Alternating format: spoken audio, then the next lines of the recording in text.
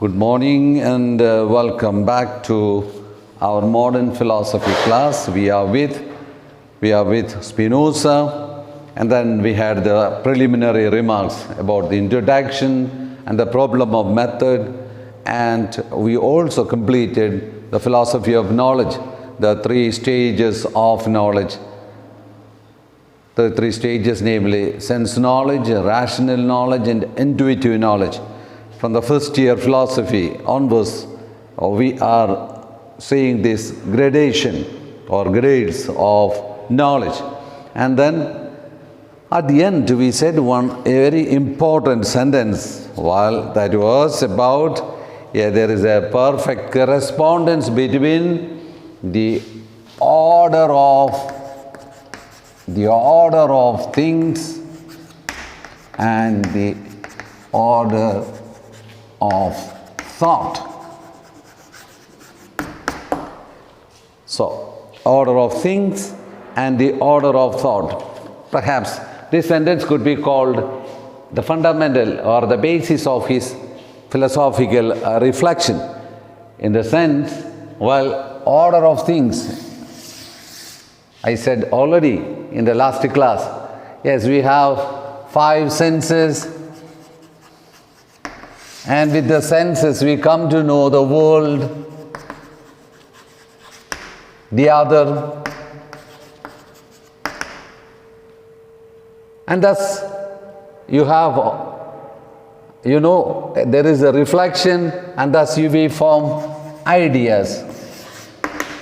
So we have also the concept of God. So the order of things, with the 5 senses, you come to know the world. And Spinoza is of the opinion that there is a perfect correspondence between how things are and then the order of thought. In other words, what is in our mind corresponds exactly to the reality outside. So this is a key sentence to understand his philosophy.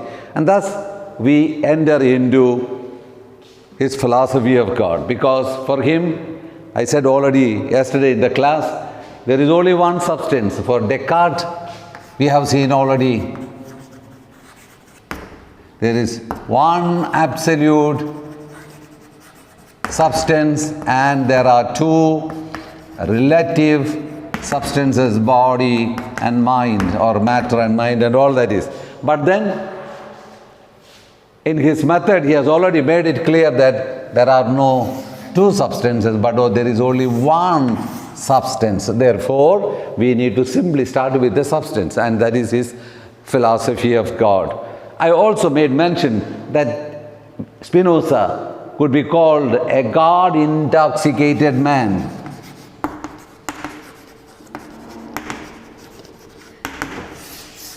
All his reflections are centered around God, because there is only one substance, and that substance, what happens, that we will see slowly.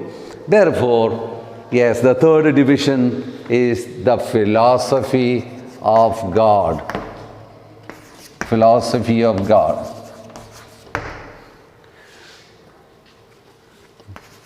The first point, God as substance. So, we need to know his God as substance. We need to know his notion of substance. The door would be closed. Yes, Spinoza defines this is not the one, other one. Spinoza defines substance as that which is in itself and conceived thought in itself. What is the definition? Substance is that which is in itself. That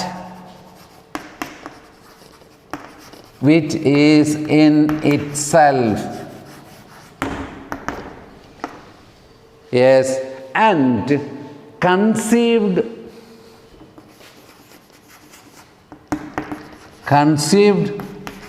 thought itself.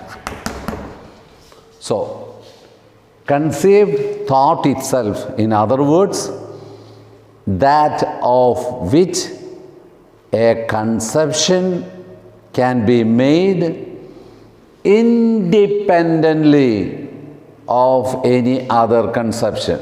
So, the traditional definition of substance is that which exists in itself without the support of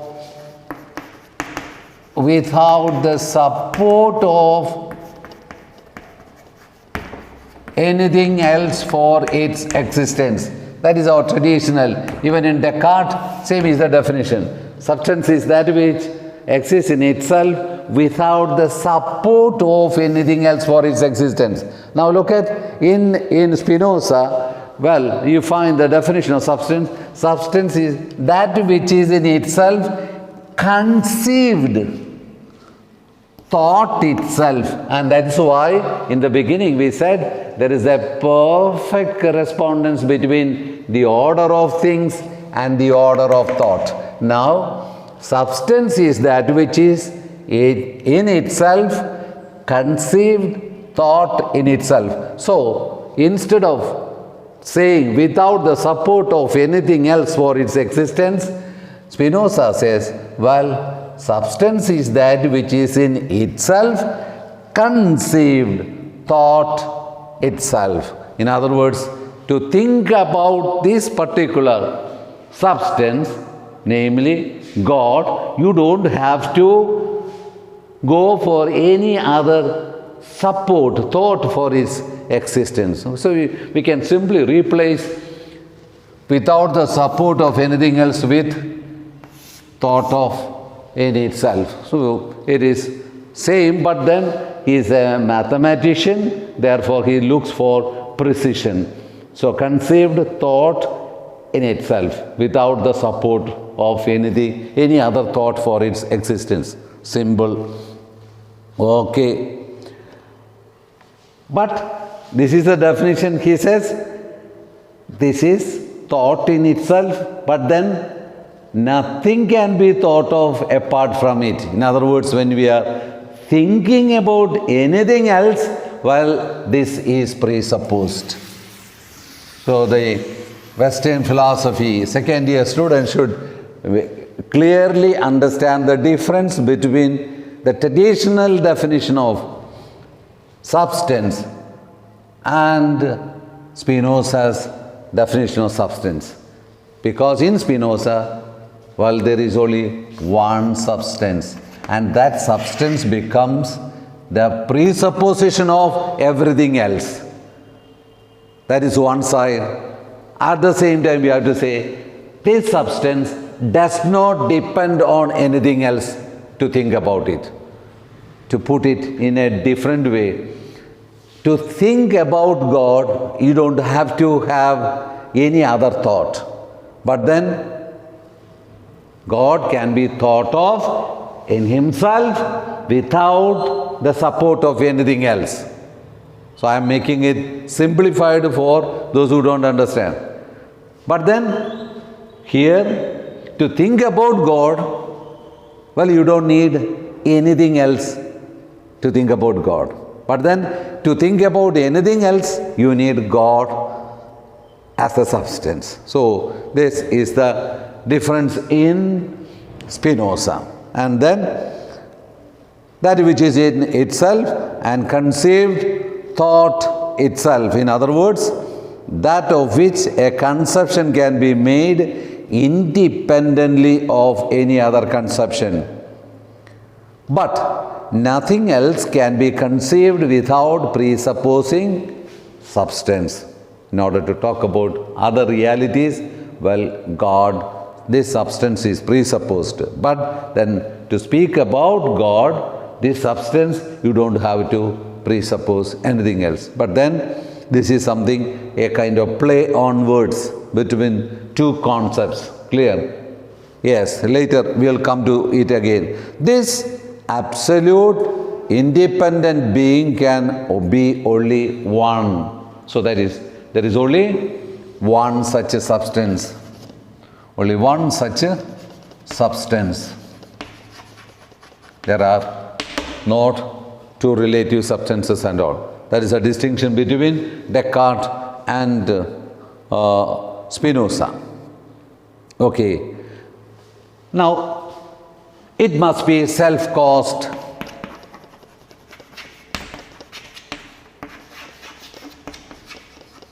Why? It must be self-caused. Yeah, there is no other cause causing it to come into existence. That's why you go through St. Thomas' 5 proofs. Yeah, you get the connection here. Prime mover and the first cause, and then everything finally, yes. So it must be self-caused by definition, that which is in itself, conceived thought in itself. Therefore, he must be self-caused. What is the definition given by Descartes regarding God? God as causa sui, self-caused. More or less the same idea here. It must be self-caused, free,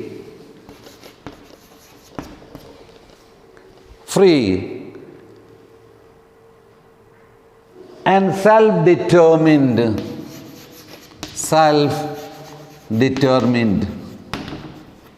So, there is only one such a substance.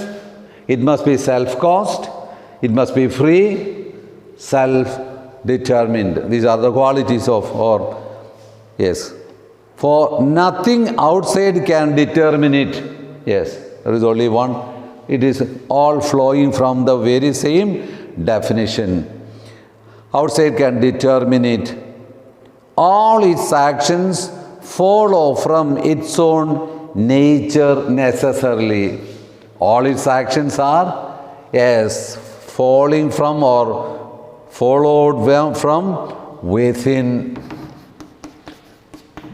not without, not from outside, but from inside, because he is self-caused. Therefore, there is only one such a substance. It must be self-caused, it must be free, it is self-determined. Be gone, because these are familiar terminology for you second year philosophers, because from the first year onwards we are seeing this. Well, we don't have to spend much time on this. Okay. Now, we said already, there is only one such substance. So, therefore, this single eternal, yes, in terms of scholastic philosophy, you can say these are all part of the qualities of God. Clear? He is a single, there is only one, eternal, infinite,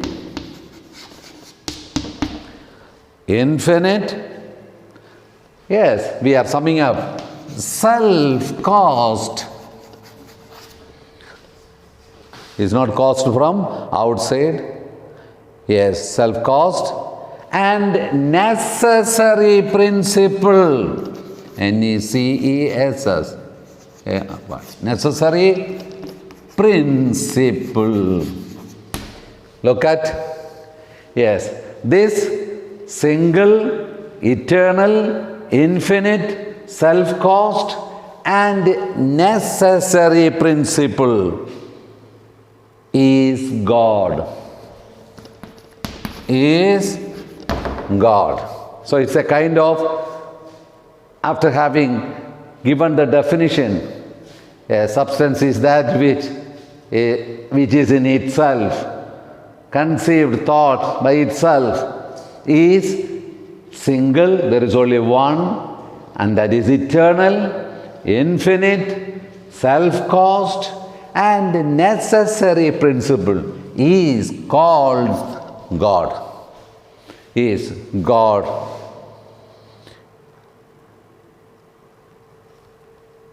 Who is the immanent principle?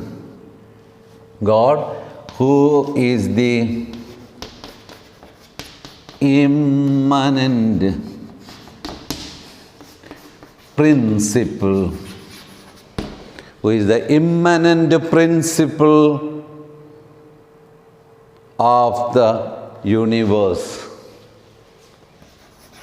Of the universe. Brothers, you need to study this sentence by heart, because this is the sum and substance of his definition of God, and the rest of it is simply flowing from this one definition. So, substance is single, eternal, infinite, self-caused, and necessary principle is called God, and the rest is a very dangerous sentence. You will never find it in any other philosophy of the modern philosophers than in Spinoza himself. What is that? This single, eternal, infinite, self-caused, and necessary principle is God, who is the immanent principle of the universe. Who is the immanent principle? What is the opposite of immanent? Yes, that you have it in scholastic philosophy, namely transcendent principle. For the fathers of the church, particularly St. Thomas, St. Augustine, Bonaventure, and all whom we have seen in your second semester of your first year, you have seen God is the transcendent principle of the universe. And now there is a tremendous change in the understanding of Spinoza, that God is no longer the transcendent principle. You need to distinguish it. If you have understood Spinoza.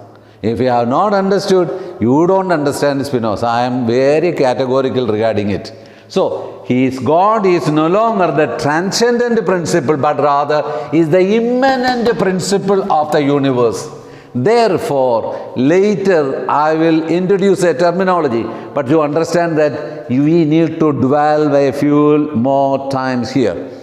Now, therefore, later Spinoza will use one expression interchangingly, namely God or nature. It's not God, no longer in his philosophy God and nature, but rather God or nature, because he is the immanent principle of the universe. So you don't search for a God that is above the world. He is part of the world is part of him. Therefore, he uses later God and nature. I will not explain this one again there, because we need to deal it here itself. Then only you will understand. In relation to the definition, you should understand the later philosophies exposed in his thinking. Therefore, again I say, God is the single, eternal, infinite, self-caused, necessary principle is God, and who is the immanent principle of the universe. Well, if all of you were in the class, there would have been, you must be getting plenty of marks as part of class assignment, because this is a question, very interesting question. For Spinoza, God is the immanent principle, not the transcendent principle. Why? Yes, because there is only one substance, and that substance is one which comprises divinity as well as, yes, the material world. So, for him later, he can freely use the expression God or nature, not God and nature, God, that we will see. Then there is a question later coming, how are you going to distinguish between God and the other things? For that, he has proposed a division, a conceptual division that we will come later into that. That is natura, naturans and natura, naturata. Natura, naturans, God begetting, and natura, naturata is what is begotten. So that is a kind of conceptual distinction. Means God in himself thought of himself and the nature that is begotten. We will take up it later, but then we stop here. So that is this single, eternal, infinite, self-caused and necessary principle is God, who is the immanent principle of the universe. Full stop. God is in the world. God is in the world, comma, and the world is in Him. The world is in Him. They are one. They are one. God is in the world is in Him. They are one. Don't search for the two. That's the point. Yes, emphatically we are seeing it here. And then unless you understand it, then we will not be able to understand attributes and modes. What are the attributes, what are the modes, that we will see immediately. They are one. There cannot be a dependent substance as held by Descartes, for it is a contradiction. So, it's a contradiction to say that there are two relative substances depending on the absolute substance. No, he rules out. Therefore, dear students, remember this. This one eternal, infinite, self-caused, necessary principle is God, who is the immanent principle of the universe, not the transcendent principle. Okay. Therefore, we go into the next section called 3.2. Attributes and modes. Very carefully we need to proceed. Very carefully means very carefully we need to proceed. There is only one substance. And what are the attributes? And this one substance is infinite, eternal. So by the very fact it is an infinite substance and an eternal substance, well, this substance should have infinite attributes. That's the point. Infinite attributes. Why? Yes, if the substance is eternal, infinite, well, it should have also infinite attributes. Simple logic. Very simple. We are drawing everything from the major premise. Now, of which we know only two. God has infinitely many attributes, but of which we know only two. Why and how? That's a question for second year philosophers. Think about it. Why? After having said that God has infinitely many attributes, Spinoza is telling, well, of which we know only two. Thought and extension. Why? Why? If there are infinite attributes, why he limits those attributes to two, namely thought and extension? This is something to be by all means answered by us. Why? Yes, we could have had a beautiful discussion on this matter today. Unfortunately, you are all in your respective houses. Can anyone think about it? Why Spinoza limits himself only to two attributes, though there are infinitely many attributes in God? Do you know? Do you know? Yeah. Yes. Precisely. He is very clever enough. He is a true philosopher, I say. He never claims anything other than what he can claim. Because this is the way that we exist here on earth. Thought and extension. We don't have any other dimension to speak about. Thought and extension. God has infinitely many. After having defined God in a beautiful way, he cannot say that God has only two attributes, namely thought and extension. He cannot say. So, he was very clever. He said, being the definition as eternal and infinite, he should have also infinitely many attributes, but of which we know only two. Later you will understand. Kant will later speaks about space and time.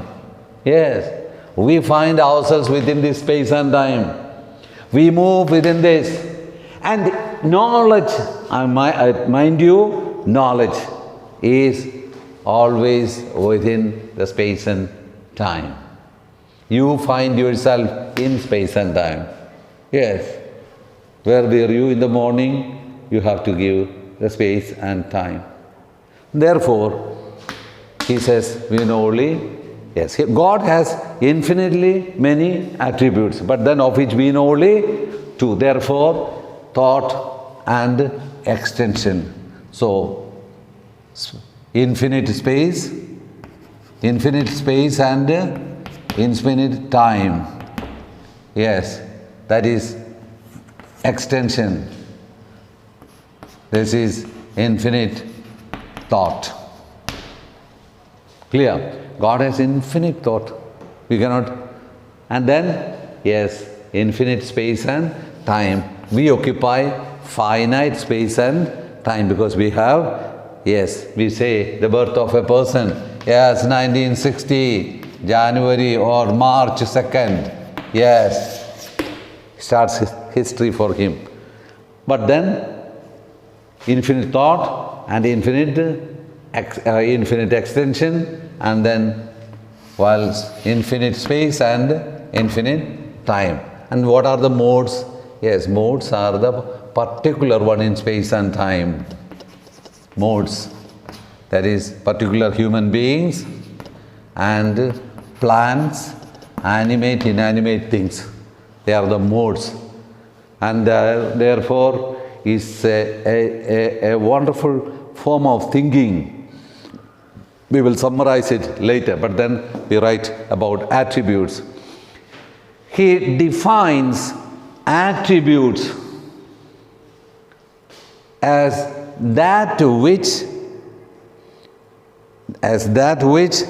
the intellect perceives, P-E-R-C-E-I-V-E-S, intellect perceives as constituting the essence of substance. The intellect perceives as constituting the essence of substance. So, attributes are the essence of substance, of which we know only two, namely thought and extension. Therefore, infinite thought in God and infinite space and time in God. That's the thing. And then, modes are the finite expression of the infinite. That means human beings and all like this. Okay.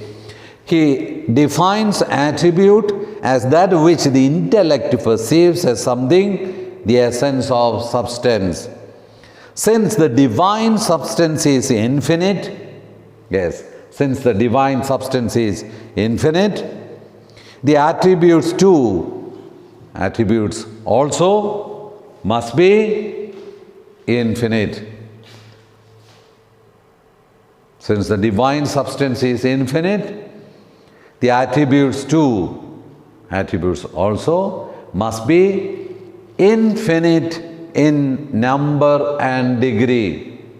Infinite in number and degree. But we know only two of the infinite attributes. But we know only two of the infinite attributes, colon, thought and extension. Thought and extension. Thought and extension. Our knowledge of divine essence, our knowledge of divine essence, our knowledge of divine essence is limited to these two. Is limited to these two. Can you give me that mobile?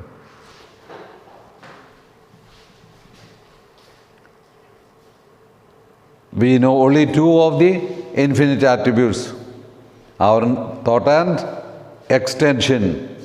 Okay, we know only two of the infinite attributes, thought and extension. Our knowledge of divine is limited to these two attributes.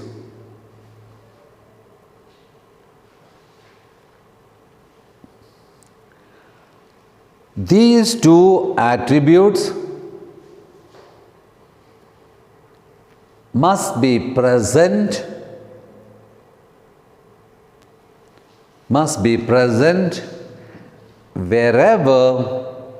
wherever substance is found.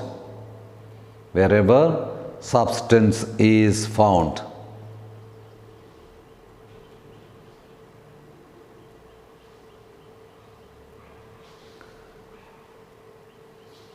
Wherever substance is found. Why? Because attributes are the essence of substance constituting. Therefore, wherever the substance are there, attributes should be there. What are the attributes? Thought and extension. Hence, God must be at least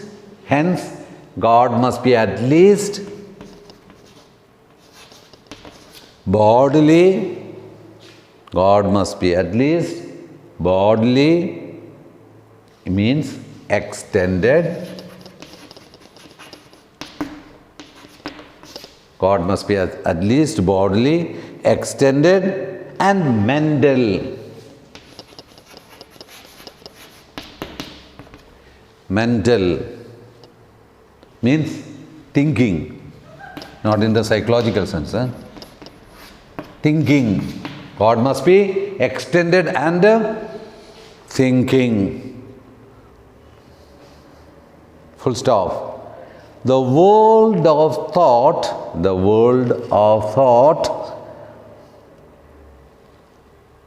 world of extension, the world of thought and world of extension. These are the essential attributes. Clear? Yes, essence of the substance. So the world of thought and the world of extension are the manifestation of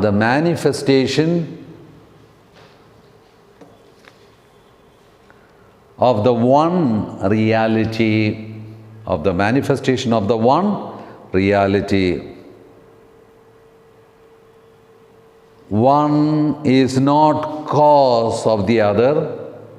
One is not the cause of the other. But both are effects of the same cause. Both are effects of the same cause.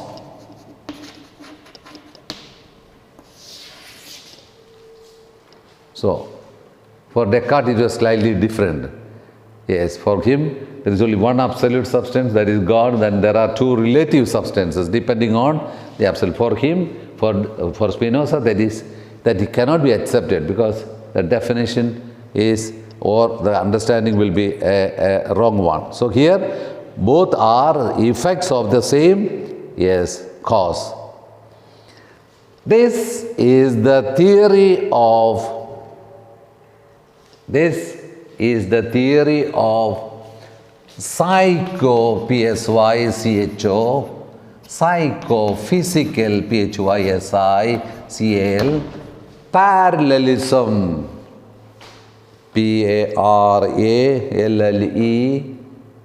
parallelism, psychophysical parallelism, underline. What does it mean? Put a colon. The order and connection in one realm, REALM. The order and connection in one realm, REALM. The order and connection in one realm is the same as those in the other. Is the same as those in the other. Here you have also a solution to the problem that we found in Descartes. Body and mind, matter and spirit, they are, one is opposed to each, both are opposed to each other. One is material and the other is immaterial or spiritual. And then the problem, how are they related? And Descartes said somewhere at the back of the brain in a pineal gland, they are related. So for a metaphysical problem, he proposed an epistemological solution, namely that the material and the immaterial, the extended and the thought, they interact each other, and therefore for the body-mind solution, what Descartes proposed was interactionism, which we have seen. Interactionism. Remember, they interact each other in the pineal gland. But in Spinoza, there is no such a problem, because both are the effect of the same cause, God. Clear? Therefore, whatever takes place in the body takes place also in the mind, and that theory is called psychophysical parallelism. Psychophysical parallelism. When we come to Leibniz, well, it will be pre-established harmony that we will take up at that time. But then remember, in Descartes, for the body-mind problem, solution found is the theory of interactionism, and in Spinoza, it is called psychophysical parallelism. And when you come to Leibniz, after Spinoza, we will be seeing Leibniz. Then in Leibniz, that will be pre-established harmony. So, well, we need to wind up here. To upload the video, we need less quantity. Therefore, we attributes, the definition of substance and attributes we find, and then next idea will be about modes. Modes are the particular realities that we will see in the next class. Thank you.